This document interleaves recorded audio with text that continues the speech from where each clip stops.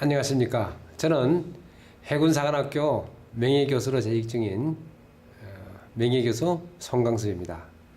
오늘 이 시간에는 시청자 여러분들에게 대한민국 해군의 천안함 폭침 사건에 대한 상세한 분석 말씀을 올려드리겠습니다.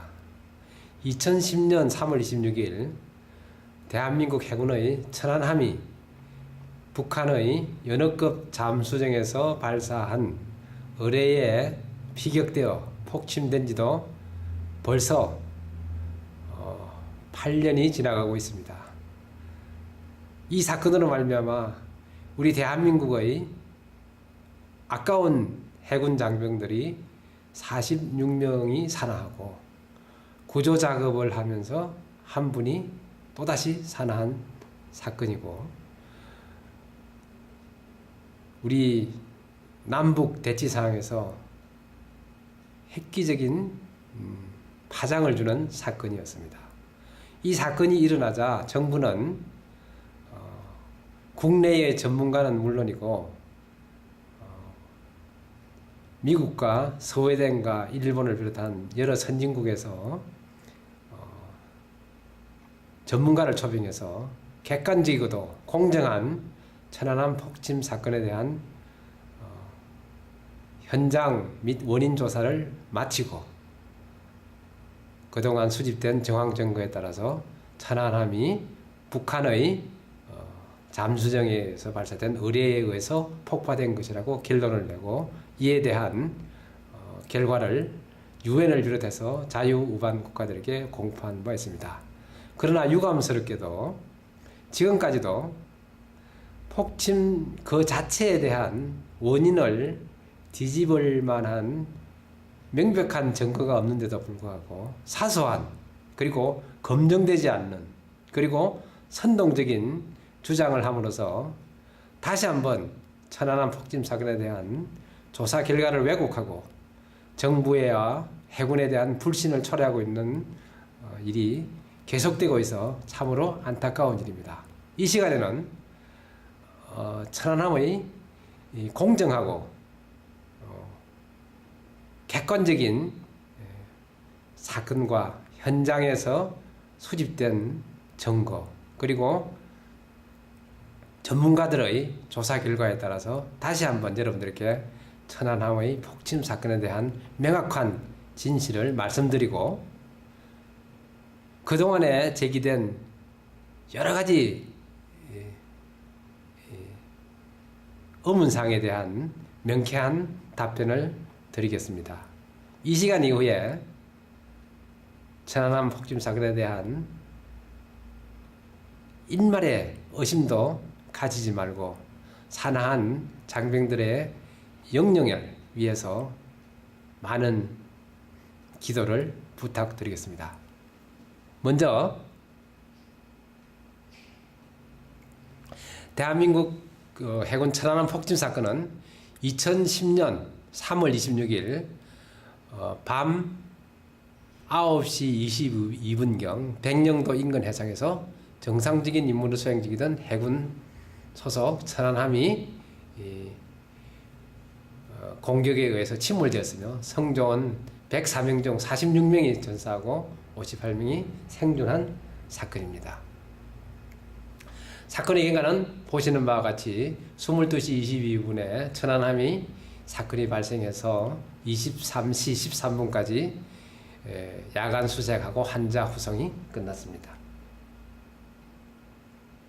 천안함의 구조와 형태는 그림에서 보시는 바와 같이 천안함은 1999년, 1988년 대한조선공사에서 건조해서 1988년 해군에서 인수하고 사건 발생 전까지 약 22년간 운영된 함정입니다. 천안함의 주요한 위치와 무기 배치는 그림과 같습니다. 정부는 이 사건이 일어나자 천안함 폭침 사건 규명을 위해서 객관성과 투명성, 전문성을 확보하고 국제적 협력 체제를 지향해서 국내외의 민간인 전문기관에서 전문가 25명과 군 전문가 22명, 국회의원에서 추천하는 3명, 미국, 호주, 영국, 스웨덴 전문가 24명으로 조사단을 구성하고 다국적 연합 정보 분석 태스크포스를 운영하여 행위자를 규명하고 폭침 사건에 대한 원인을 조사하게 되었습니다. 조사위원회 편성 내용은 단장 밑에 부단장, 그리고 대변인과 그리고 과학 수사를 맡은 사진, 영상, 점검물, 시체 검안 등과 행정 구조 관리를 위한 분야, 그리고 폭발 유형 분석, 정보 분석, 그리고 외국 전문인 조사팀으로 구성되어 있습니다. 조사 활동 내용은 6월 30일까지 약 92일간 운영되고 이 기간 동안에 4차례에 걸쳐서 합동조사에 대한 언론 발표를 하였으며 과학적이고 객관적인 정밀 조사를 통해서 조사 과정의 투명성을 확보하고 미국 등 각국의 전문가 참여로 국제적인 공신력을 확보하며 선체 인양과 선체 인양 후에 선체를 단계적인 조사를 실시하고 과학적이고 체계적인 조사 활동을 하는데 목적을 두었습니다. 분과 활동에 나타나는 전문가들은 표와 같습니다.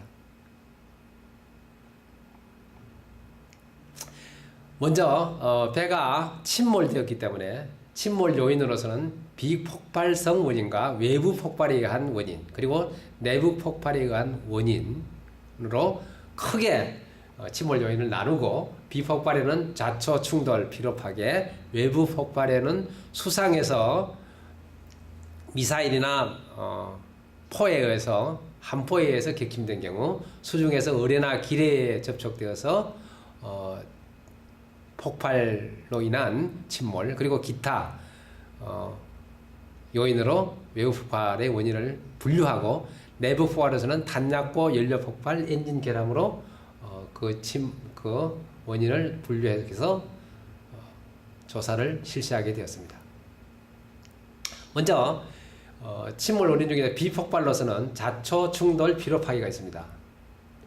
그러니까 자초라는 것은 함정이 자초로 손상을 입게 되면 통상 배 밑에 길이 방향으로 배 밑바닥이 찢어지고, 특히 천안함과 같이 함수 선접에 소나돔이 있는 함정이 자주되면 소나돔이 먼저 소나돔이 돌출해 있기 때문에, 그렇지만은 천안함에서 보시는 바와 같이 여러 가지의 자초로 볼 수 있는 사항이 하나도 없었습니다. 보시는 바와 같이 소나돔이 좌측 상단에서 소나돔이 그대로 남아 있고 선저면도 깨끗하고, 그렇지만은 함정의 절단면이 어떤 힘에 의해서 하부에서 상부로 힘이 발생한 효과를 보여주고 있습니다. 환경적 조건은 천안함이 물속에 들어가 있는 부분은 3m 정도이며 침몰 지점은 수심이 47m입니다. 그리고 작전구역의 최저수심은 9m로 확인되었으므로 천안함이 해저에 접촉할 가능성은 전혀 없었고, 보시는 표와 같이 빨간색은 10m, 그 빨간 점으로 되어 있는 것은 천안함의 침몰 위치고, 그리고 파란색으로 갈수록 수심이 깊어지는 것을 볼 수 있습니다. 그래서 그 다음 요인으로서 자초에 대한 것은 배제되었고, 그 다음에 이제 충돌 요인으로서 일반적으로 선박이 항해 중에 충돌하면 비충돌선의 현적 외판이 찢어지고 충돌선에 비충돌선으로 진입하게 되면은 행상은 선수부의 행상과 거의 같이 됩니다. 그렇지만은 손상 지표로 보는 여러 가지 충돌로 볼 수 있는 파괴 양식이나 접촉 흔적, 사고 당시 활동한 선박 등이 전혀 없었습니다. 피로 파괴는 하중이 반복적으로 작용할 때 배가 파괴되는 현상으로서, 천안함의 유관 검사를 보면은 피로 파괴는 전혀 일어날 수가 없는 상황을 보여주고 있습니다. 그런 것 같이. 그리고 다음으로는 내부 폭발 요인으로서 탄약고 폭발에 의한 것이나 연료 탱크 폭발, 엔진 결함에 의한 폭발을 고려해 보겠습니다. 그래서 내부 폭발에서 탄약고를 폭발을 들 수 있었는데 탄약고는 많은 탄약과 폭탄이 저장되어 있으므로 이 탄약고가 폭발되면 함정이 파괴될 수 있습니다. 그렇지만은 탄약고가 폭발될 때는 이와 같이 7가지의 증상들이 나타나야 합니다. 폭발 중심으로 탄약고 부서지고 화재가 있어야 되고 탄약고에는 함포가 손상되고 등등 7가지의 증거가 있어야 되지만은 이 천안함에는 그런 증거가 전혀 발견되지 않았고, 보시는 바와 같이 탄약고는 76mm 탄약고는 한미 선저 부분에, 40mm 탄약고는 함수 선저 부분에 있어서 저 부분에서 폭발이 일어나면은 보시는 바와 같이 오른쪽이나 왼쪽에 있는 함정에서 보시는 바와 같이 저 부분이 폭파되거나 찢어져야 되기 때문에 저 부분이 말끔함으로써 폭발은 배제할 수가 있습니다. 그 다음에는 연료 탱크에 의한 폭발로서, 연료 탱크는 하단 그림에서 보는 바와 같이 디젤 엔진실과 가스 터빈의 전면과 후면에 연료 탱크가 있습니다. 그 연료 탱크에서 폭발이 되면 마찬가지로 저 부분이 찢어지거나 폭파되어야 되겠지만은 저 부분이 매끈하기 때문에 연료 폭발도 없는 것으로 볼 수 있습니다. 그리고 디젤 엔진이 결함으로 폭발될 수 있으나 엔진도 마찬가지로 엔진실도 상처가 없습니다.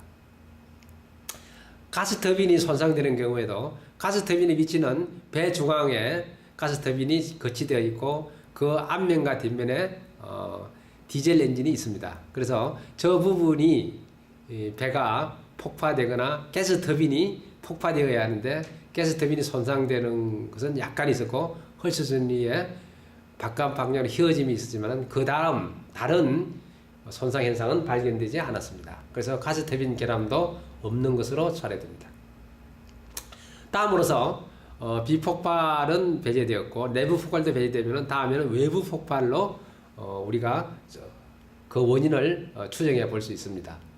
외부 폭발이라면은 천안함이 내부가 아닌 외부 폭발에 의해서 다른 힘의 작용에 의해서 배가 파괴되는 경우를 말합니다. 본 조사에서는 외부 폭발의 유형을 폭발 위치에 따라서 수상폭발, 수중폭발로 분류했고 폭발 시 접촉 여부에 따라 접촉폭발과 비접촉폭발로 구분하였습니다. 간단히 그림을 보면 헐수선, 즉 수면 위에 있는 부분에는 수상폭발, 수면 밑에서 원인이 이런 것을 수중폭발이라 하고, 그 다음에 직접 폭발물과 접촉해서 폭발되는 현상을 접촉폭발, 접촉되지 않아서 폭발되는 것을 비접촉폭발로 분류하였습니다. 그래서 수상폭발에서는 미사일이나 함포에 의한 함이 파괴되는 경우를 산정할 수 있는데 보는 바와 같이 수상에서 함포나 미사일을 맞은 흔적은 없습니다. 보시는 바와 같이 다 함 밑에서 파괴가 일어났지 함 선상에서는 일어나지 않습니다. 그러면은 기뢰라고 하는 폭발물에 의해서 함이 폭발되는 경우인데, 기뢰는 그림에서 보는 바와 같이 해저에 혹은 수상에 설치하는 폭발 병기 중에 하나입니다. 그래서 기뢰는 여러 가지의 기뢰가 보시는 바와 같이 잠수함에서, 그리고 해저에서, 수상에서, 항공기에서 여러 가지 방법으로 기뢰를 설치할 수 있습니다. 그렇지만은 기뢰에 의해서 손상되면은 폭발 지점에서 선체가 내부로 휘어지는 거, 그런 경향은 있고, 수중 폭발에 의한 충격파, 폭발에 의한 충격파로 기울거나 돌림 현상이 발생되었지만 접촉이 이루어져야 되고 파편이 선체 내에 존재해야 되고 손상이 있어야 되는 여러 가지 그 파공 형성 등은 나타나지 않았습니다. 그래서 수중 폭발의 조사 및 분석 결과에서 제시한 바와 같이 천안함의 폭발 현상은 수중 폭발에 의한 충격파와 버블 효과로 인해 함정이 절단된 전형적인 현상을 보여주고 있기 때문에 부유 기뢰 및 계류 기뢰로 의한 접촉 폭발이 발생할 가능성이 없었습니다. 환경적 조건에서 사건 발생 시 천안함은 발생 위치는 백령도 서남방 2.5km이며 수심은 47m, 해저 지형은 그림에서 보는 바와 같이 수심이 붉은색은 10m에서 20m, 남색은 50m, 60m까지 굉장히 수심이 깊은 지역을 보여주고 있습니다. 그 백령도 근해에는 80은 꽃게잡이, 4에서 6일에는 꽃게잡이와 까나리 종을 위해서 어선들이 집중적으로 활동하기 때문에 비수기인 11월에서 3월에도 1일 평균 40 내지 50여 척의 어선이 조업하고 있어서 사건 당일 천안함의 항적을 살펴보면 경비구역에 진입한 후 시간당 1 내지 2회를 동일 지역을 계속 운행하기 때문에 그 지점에서 그 시간에만 폭발이 일어났다는 것은 상상할 수가 우리가 고려할 수가 없기 때문에 계류기뢰의 부설이 사전에 이루어지지 않았음을 반증하는 것이라 볼 수 있습니다. 다음으로 의뢰에 의한 공격을 들 수 있는데, 의뢰는 함정, 항공기 및 잠수함에 탑재하여 적 잠수함 및 수상함을 공격하여 운영되며 중의뢰와 경의뢰, 즉 큰 의뢰와 작은 의뢰로 구분이 되고, 의뢰의 기본적인 모습은 그림에서 보시는 바와 같습니다. 그 의뢰의 공격 형태는, 경의뢰는 비교적 얕은 수심에서 함정의 수상 함정을 공격하고, 혹은 헬리콥터나 항공기에서도 발사할 수 있습니다. 하지만 중의뢰는 잠수함에서나 함정에서 발사해서 상대방을 격침시키는 무기고, 그 탐지 방식에 따라서 직주하는 의뢰, 음향을 탐지하는 방식에 함정을 탐지해서 쫓아가는 방법 등이 있습니다. 그래서 어떻게 의뢰가 터지느냐? 배가 지나가면 스크류의 항적이 남습니다. 그 스크류의 함정 내에서 배를 추적하여 배를 파괴시키는 의뢰라고 우리는 추정이 되고 있습니다. 그래서 2차 대전 전까지는 직접 의뢰가 함정을 타격하였지만 2차 대전 후에는 병기 기술의 발전에 따라서 표적 함정의 해저 3 내지 5m 상에서 근접 신간으로 파괴시키는 기술이 발전되어 왔습니다. 그래서 천안함에서는 그림에서 보는 바와 같이 손상지표가 가장 의뢰 폭발에 부합되는 손상 현상을 보여주고 있습니다. 국지적인 선체 외판이 휩쓸려졌고, 폭발 지점의 선체가 외부에서부터 내부로 휘어졌고, 수중 폭발에 의한 충격파와 버블에 의한 손상이 있었는 것 같고, 폭발에 의한 충격파로 선체가 급격히 기울어지거나 들림 현상이 발생되고, 그 다음에 무엇보다 중요한 것은 이 천안함을 공격한 의뢰의 나머지 폭발되지 않는 부분이 남아있다는 것이 중요한 증거가 되겠습니다. 유관 검사는 보시는 바와 같이 천안함은 가스터빈실 자연 선저 아래 수중에서 우연 방향으로 압력이 지향되면서 절단되었고, 용골과 바타면이 3방향으로 꼬이면서 지지 올라간 것을 여러분들이 직접 볼 수 있습니다.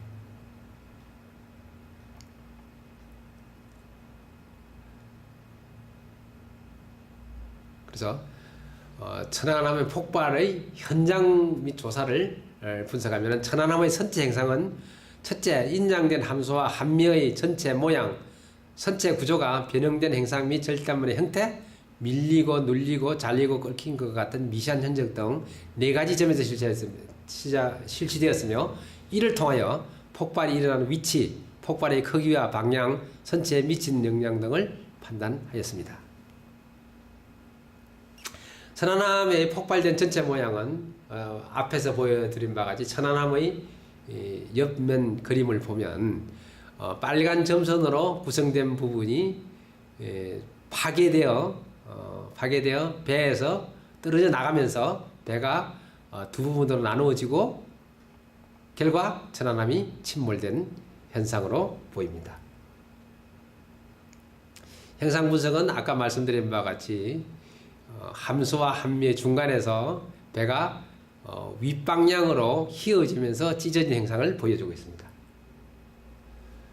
그래서 절단면은 그림에서 보는 바와 같고, 절단된 부분은 밑에 있는 그림에서 보여주는 바와 같습니다.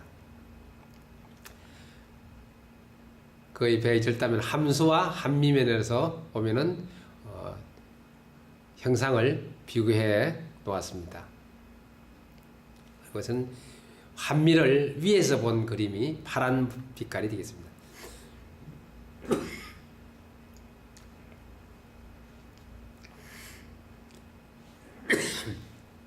그래서 천안함의 모양은 배 중간 부분에서 외부에서 강직한 힘을 받아서 위로 찍힌 모양을 볼 수 있고, 여러 가지 배에 붙인 hợp착물이나 버블 흔적이 버블 제트에 의해서, 버블 효과에 의해서 배가 파괴된 것을 보여주고 있습니다. 점검물 분석으로서 점검물 채증은 천안함이 침몰된 위치, 천안함이 공격을 받은 위치에서 여러 가지의 점검물을 수집했습니다. 그래서 치사장, 한미, 성뇨원 식당, 절단면, 우연 절단면 내에 붙어 있는 여러 가지 점검물들을 수집하였고, 또 배를 인양하고 나서 배 표면에 붙어 있는 부착물질, 절단물의 금속 조각, 선제 부착물 등을 채집하였습니다. 그리고 엔진이나 배 외부에 있는 모양도 철저히 수집했습니다. 그리고 배의 가스터빈도 해수에서 철저하게 수입했으며, 해역의 수거물이 431건, 바다에서 채정한 물질이 345건, 해저에서 건져온 물건이 21건으로 되겠습니다. 점검물의 감정 현장은 1단계, 2단계, 3단계, 1단계는 한미인양, 2단계는 함수인양, 3단계는 추진 독립이 가스 터빈을 건져서 철저하게 점검물을 조사했습니다. 그래서 hợp착된 여러 가지 부착물들을 화학 실험을 통해서 분석을 해서 수면 부위 부착물에서 RDX, TNT가 검출돼서 총 8개소에서 고성능 RDX의 화약 성분이 검출되었습니다. 그리고 페인트 조각 등에서 고성능 화약 혈이 발생되었고, 그리고 종합적으로 분석할 때 폭발 지점에서 가까운 함수, 자현, 연돌, 가스터빈실, 해저 지역에서 폭양 성분이 검출되었고, 섭번지, 섬유, 성연 등 hợp착력이 요민한 물질에서 검출되었다니까 TNT가 많이 사용되었다는 것을 확인했습니다. 여기서 검출된 RDX나 HDX는 우리나라에서 폭발물에는 사용되지 않는 화약으로 알려지고 있습니다. 그리고 이러한 성분이 포함된 우리의 무기는 그 기간 동안에 서해상에서는 시험을 하지 않았으며 각종 함포 또한 RDX를 주로 사용한 것으로 확인되었습니다. 그래서 물리적 형상을 분석하고 폭발 유형을 분석해서 천안함은 강력한 비접촉 수중 폭발에 의해서 선체가 절단되어 침몰한 것으로 분석되었으며, 결정적 증거물인 의뢰 추진 동력 장치를 인양함으로써 의뢰의 수중 폭발에 의한 침몰로 판단되었습니다. 수중 폭발 현상은 어떻게 일어나느냐? 수중 폭발은 배의 해저 5m 내지 6m에서 우선 폭발물이 터지면 그 터지는 가스 버블에 의해서 충격파가 형성되고, 그 충격파가 팽창하면서 가스 버블이 위로 분출하면서 배를 충격을 하는 구조로 되어 있습니다. 그래서 이것은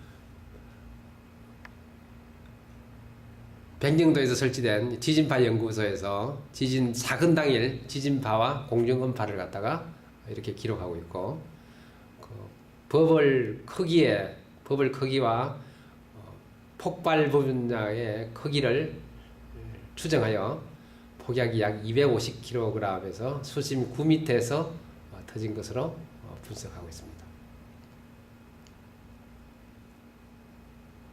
그래서 폭발 위치는 보시는 바와 같고, hợp착물질은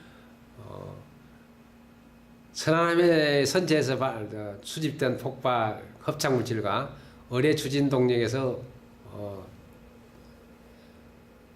수거한 합착 물질이 동일한 구조를 보이고 있는 것을 보여주고 있습니다.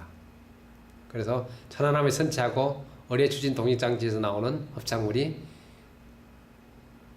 동일하므로 천안함 선체와 어뢰 추진 동력 장치의 합착물은 동일 성분이며 대부분 비결정성 알루미늄 산화물로 구성되어 있습니다. 따라서 합착 물질은 알루미늄 첨가 수중 폭약의 폭발제인 것으로 판단되었습니다. 이상과 같이 비폭발, 비접촉, 수중 폭발의 여러 가지 사항을 분석한 결과 폭발 유형과 수거된 결정적 증거물을 종합하여 판단하면 천안함은 고성능 폭약 250kg이 탑재된 어뢰가 수심 6 내지 9m, 가스 터빈실 중앙에서 자연으로 3m 지점에서 비접촉 폭발로 형성된 버블 효과로 인해 침몰된 것으로 분석되었습니다. 이 사항을 자세하게 도면으로 나타내면 이러한 사항이 되겠습니다.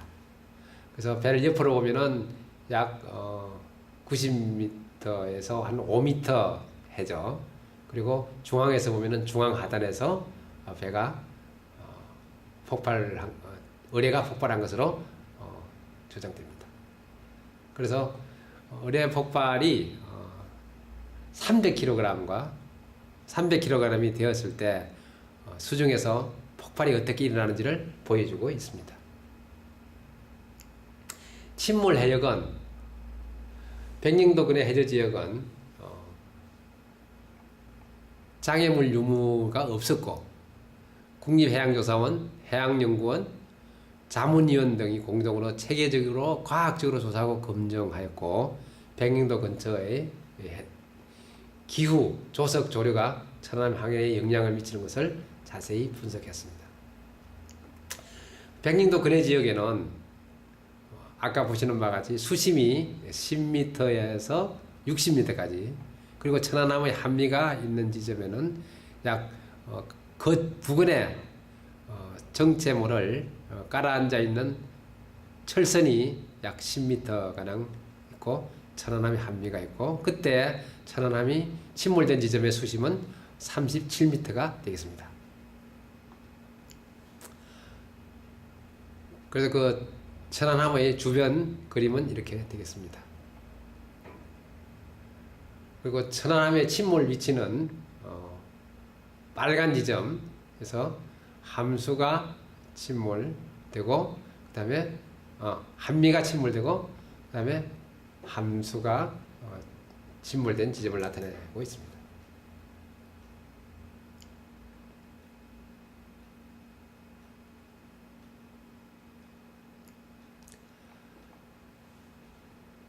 그래서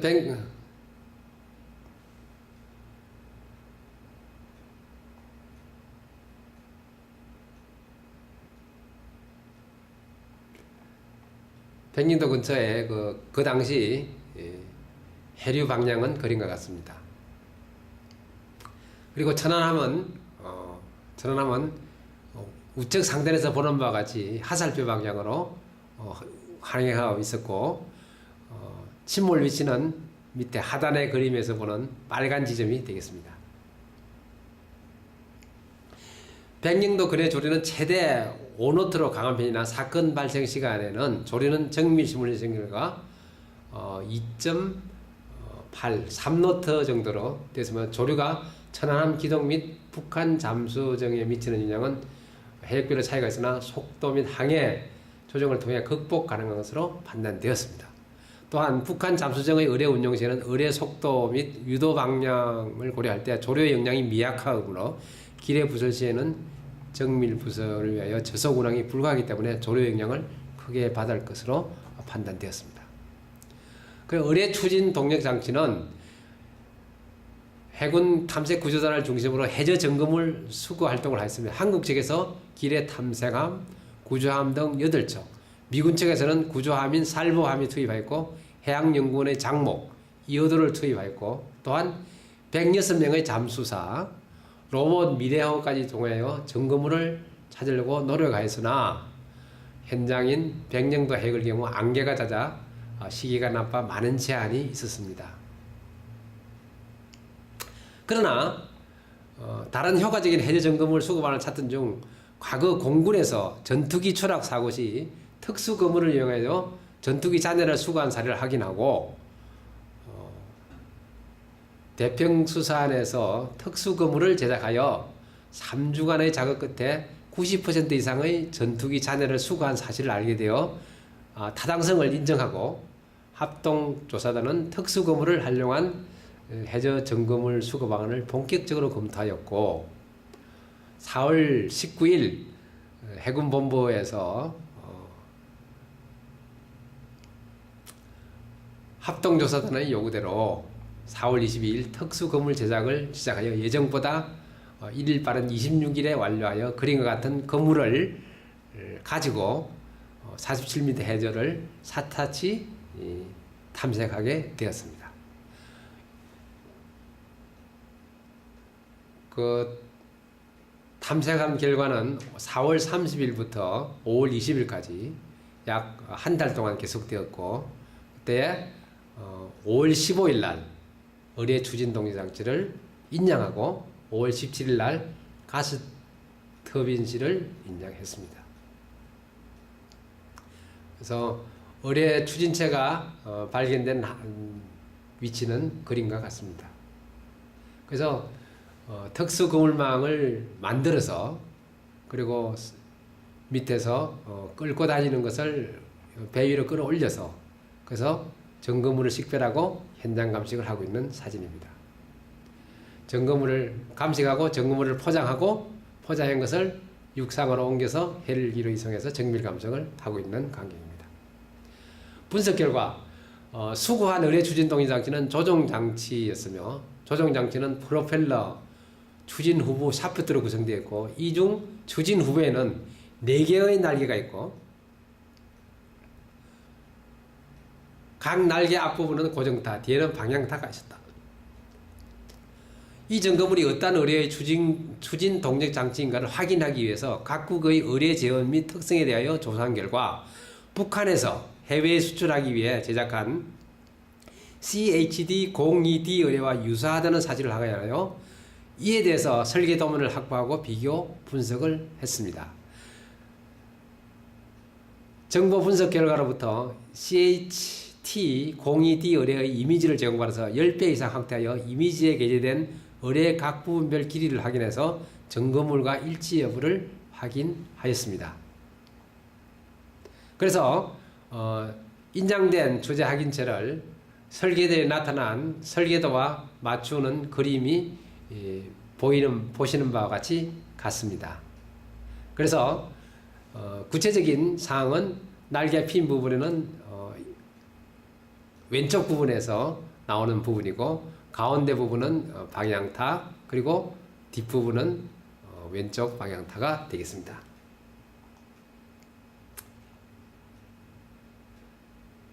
그래서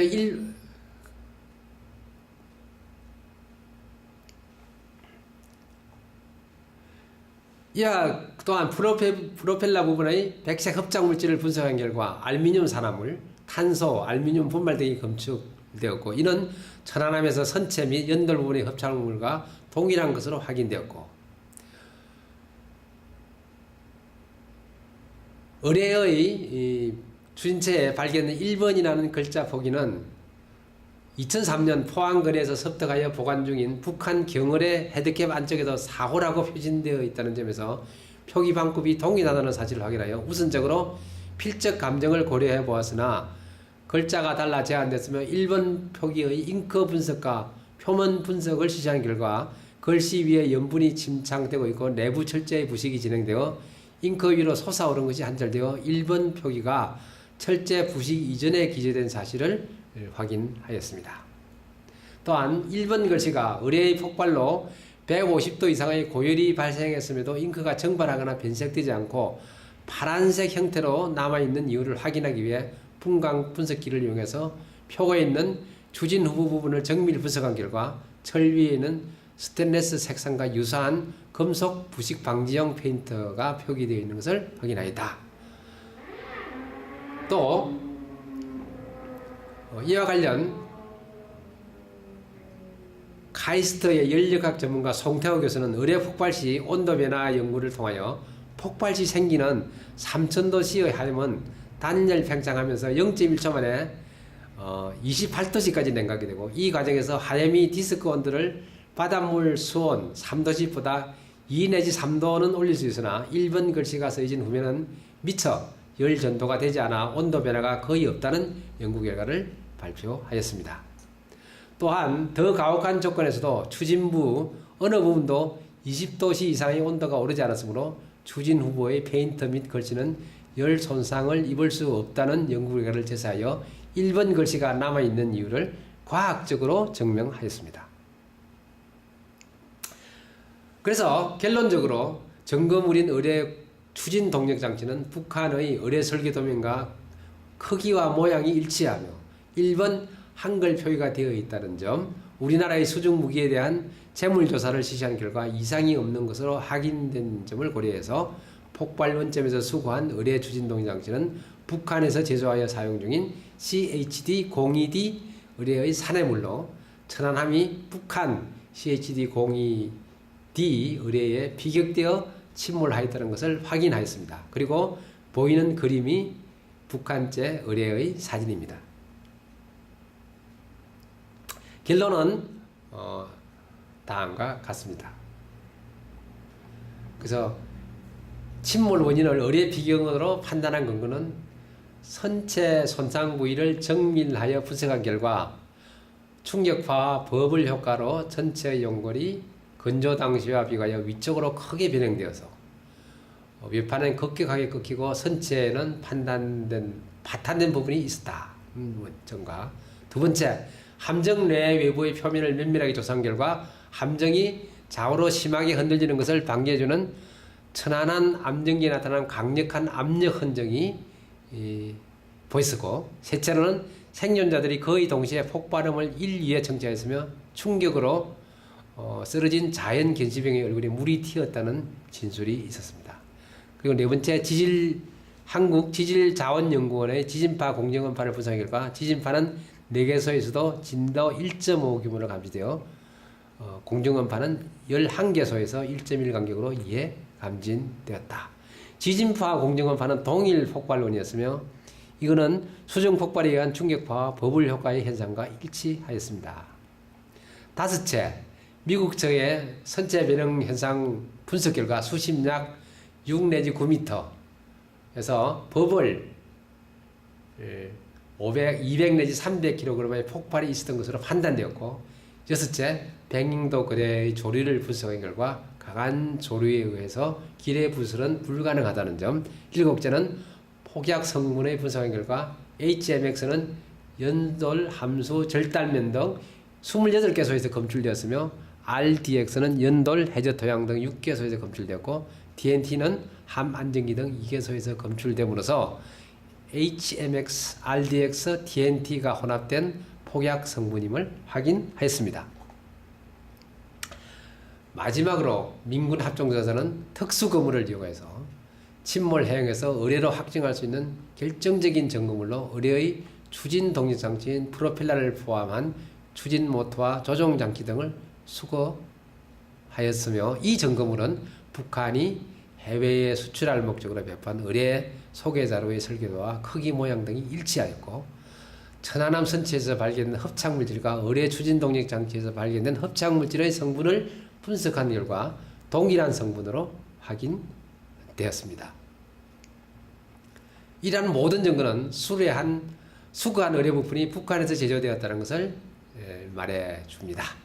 천안함은 결과적으로 의뢰에서 수중 폭발로 인한 충격파와 버블 효과에 의해서 절단되어 침몰되었고, 폭발 위치는 가스터빈실 중앙으로부터 자연 3m, 수심 6 내지 9m 정도이며 무기체계는 북한에서 제조 사용 중인 고성능 폭약 250kg 규모의 의뢰로 확인되었습니다.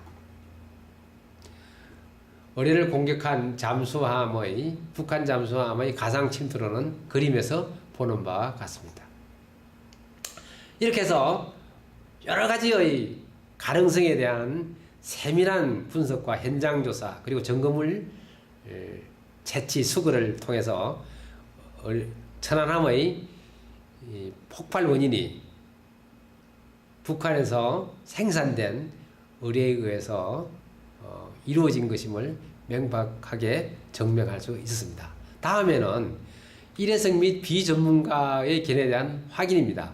여러 가지 지난 8년 동안 끊임없이 음모설과 유언비어를 계속해서 재생산해내고 있습니다만은 이러한 상황들은 결정적인 증거가 불성실할 뿐만 아니라 이러한 주장을 하는 개인이나 단체나 그 기관이 전문성이 결여된 상태라는 것을 여러분들이 상세하게 이해하고 상세하게 확인해 주시면 좋겠습니다. 그러면 지금부터 여러 가지 설에 대한 견해에 대한 확인을 해 드리겠습니다. 이것은 힌두나 불교 자연의 경계에 나오는 코끼리를 만지는 여섯 소경의 논설에 대한 우화입니다. 그래서 이것이 중국에서 와서 옛 그림에서 장님이 코끼리를 만지는 그림, 그리고 서양에서 만화에서 나오는 코끼리의 여러 부분을 장님이 만지면서 각자가 상상하는 모양을 보여주고 있습니다. 마찬가지. 그래서 각자의 부분과 각자의 촉감과 각자의 경향에 따라서 여러 가지를 하고 있으나 전지전능하신 하느님은 코끼리라는 것을 정확하게 말씀해 드리고 있습니다. 그래서 체계공학적인 이론에서 중요한 문제에 대한 시스템 엔지니어링은 뒤로 물러나 큰 그림과 숲을 보고 끊어진 부분이나 나무가 아닌 전체적인 문제를 확인해야 그 문제의 본질에 접근할 수 있다는 것을 보여주고 있습니다. 폭침 원인에 의한 비판으로서 암초에서 자초되었다? 암초는 마찬가지로 해당 지역에 암초가 없습니다.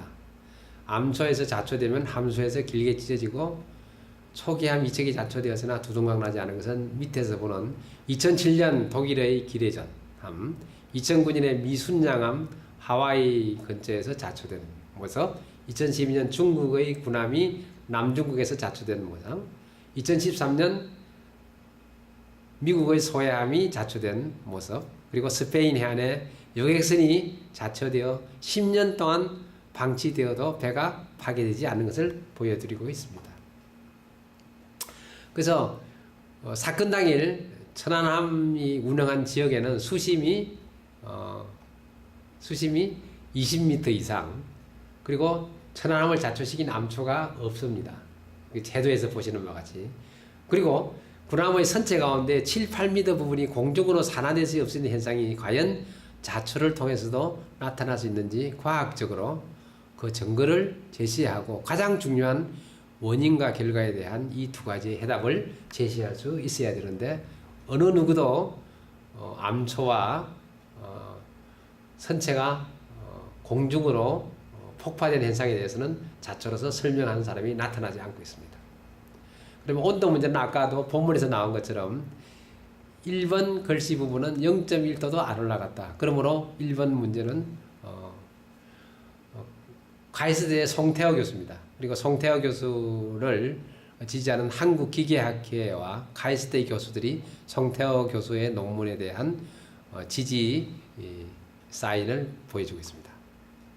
그리고 연평도에 포약 시일 때 육상에서 그렇게 화염이 나오는데도 1번 글씨가 선명하게 보이고 있습니다. 그리고 러시아 조사단은 처음 4개국에서 74명의 전문가들이 구성되었으나 러시아 조사단은 약 10명 정도가 와서 우리 정부의 조사단에는 조사도 참여하지 않았습니다. 자기들이 독자적으로 했으나 결과에 대해서 부정도 하지 않고 자신의 조사 내용을 공개하지도 않았습니다. 그렇지만은 귀국하기 전에 러시아 조사단은 폭침된 천안 함장 최은일 중령에게 경의를 표하며 소련의 해군 메달을 전달했습니다. 보시는 바와 같이 조국, 명예, 성실이라는 소련 메달을 전달하고 러시아 천안함 조사단은 자기 나라로 돌아갔습니다. 이것은 무엇을 의미하는 것일까요? 또 일부 신문지상에 천안함의 의뢰의 스크류 속에 조개가 서식하고 있다. 그러므로 조개가 서식하는 것은 오래된 것이다. 그러므로 천안함의 증거가 아니다 했으나 그러나 조사한 결과 부서진 조개 껍데기로 확인되었고 의뢰가 폭발한 후 해면에 있던 조개 껍데기 조각이 조류 등의 영향으로 스크류 구멍 속에 들어간 것으로 판단되어 이것을 보도한 해당 매체는 공개 사과를 했습니다. 그 러시아 보고서는 우리나라에 왔으나 자기들이 독자적인 조사를 했고 그리고 자기들의 조사 결과를 결코 발표한 적이 없습니다. 그렇지만은 일부 신문에서는 러시아 조사단의 보고서를 입수했다는 허위 보도를 해서 파문을 일으켰습니다만은 그 뒤에 러시아 당국은 조사 보고서를 발표한 적이 없다고 발표했습니다. 그리고 또 일부 매체에서는 의뢰 추진태에 동해에서 서식하는 붉은 멍게가 있다는 보도를 하였습니다만은 결과적으로 붉은 멍게가 아니라 작업시 들어간 목장갑에 있는 파편으로 확인되어 오마이뉴스가 사과 광고를 낸 내용입니다. 그리고 여러 가지 레이더 사건, 천안함 프로젝터, 1번 매직, 1번이라는 표현에 대해서 나왔습니다만은 근거가 없습니다. 매직 사용도 마찬가지 멀쩡한 형광등, 그 형광등은 단골로 드러나는 모습입니다. 그래서 터질 형광등은 터집니다. 그래서 군함에는 약 1200개의 형광등이 있는데 그 중에서 한 개가 파괴되지 않았습니다. 그것은 마치 북한의 연평도 포격 시 그림에서 보는 바와 같이 포탄이 콘크리트 벽을 뚫고 들어와도 그 옆에 있는 형광등은 멀쩡한 것을 보여주고 있고 오른쪽 하단의 그림은 중국에서 아파트가 넘어갔는데 거기도 유리창이 멀쩡하게 남아있는 곳이 많습니다. 고막은 왜 멀쩡한가? 이것은 직접 폭발과 간접 폭발에 의한 차이라고 보시면 될 것이며 합창물 논란은 앞에서 말씀드린 바와 같습니다. 그리고 천안함은 의뢰 폭발이 아니라 버블제트로부터 타격을 받아서 충격을 받은 것이지 폭발을 받은 것은 아니라는 말입니다. 그리고 기름탱커를 폭발한 것은 직접 폭발이고 버블제트 충격은 간접 폭발이라는 것을 양지하시기 바랍니다. 천안함의 그 비디오에 물이 잔잔한 것은 천안함은 자체의 안정기가 있어서 파도를 칠 때 함내에서는 파도의 영향을 최대한도로 줄일 수가 있습니다. 추적 60분에서 천안함 의혹은 전혀 새로운 것이 없고 조선인민군 해군의 잠수함 전적은 굉장히 막강합니다. 그 다음에 나오는 유언비어로서는 미 잠수함이 훈련 중 천안함과 침몰하였다, 충돌하여 천안함이 폭파되었다고 하는데 그 사람들의 주장은 미 잠수함의 하와이가 2010년 8월 달에 하와이함이라고 그랬는데 하와이함은 2010년 8월 달, 천안함은 2010년 3월 달에 사건이 일어났지만 하와이함은 8월 달에 요코스카에 도착했습니다. 그래서 이런 그 하와이가 맞지 않자 또 다른 콜롬비아 함이라고 또 주장했는데, 콜롬비아 항은 2010년 3월 23일 날 진해에 입항해서 제무선항과 우리 해군의 제무선항과 군산 이남에서 연합훈련을 하고 장교 1명씩이 상호 편성해서 훈련을 했습니다. 그 다음에는 이스라엘 잠수함이 이스라엘에서 우리나라까지 와서 천안함과 충돌했던 이야기인데, 이것은 이스라엘이 2010년 3월에는 이스라엘 잠수함의 운용 실적이 전혀 없다는 것으로 확인되었습니다. 그리고 잠수함의 안전수심은 보통 배의 수면 하의 길이가 10m 정도 되고, 잠수함의 폭이 약 한 10m 정도 되고, 해저 공간의 여유 공간이 10m 정도 됩니다. 그래서 잠수함이 해저에서 활동하기 위해서는 최소 30m 플러스 20m의 여유 공간, 즉 수심이 50m 이상 되어야 잠수함이 활동할 수 있는 해역입니다. 그래서 수심 50m가 확보되지 않으면 잠수함은 안전규칙상 그 해역에 진입할 수가 없습니다. 그래서 북한 연어급 잠수정한 의뢰공간, 연어급은 그림에서 보는 바와 같은 소형 잠수함이고, 의뢰를 두 발 앞